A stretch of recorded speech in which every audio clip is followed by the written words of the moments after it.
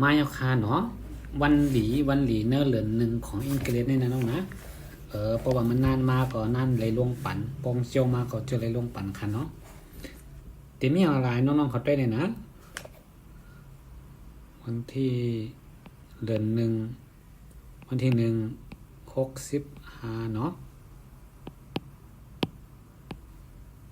วันที่1เดือน165ค่ะป่นมาค่ะวันที่2วันที่6ป่นมาวันที่9ป่นมาเนาะมันจะเป็นตอนนี้ก่อนมันจะเป็นอยู่วันที่11ค่ะนะน้องน้ำบวก6นะ12 13ค่ะ16 17 18 19 20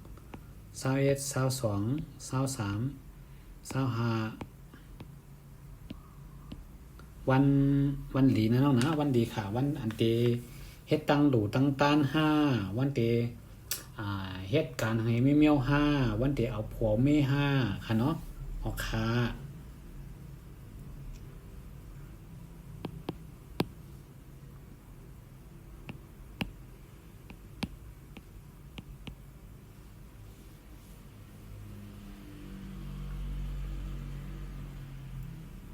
อันนี้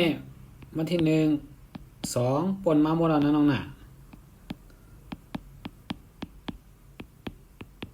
จะได้ป่นมามันได้เป็นวันที่10ครับเนาะอันติมมีวามมุนแอมป้านะน้องนะอันนี้นะอันนี้ค่ะวันดีนะ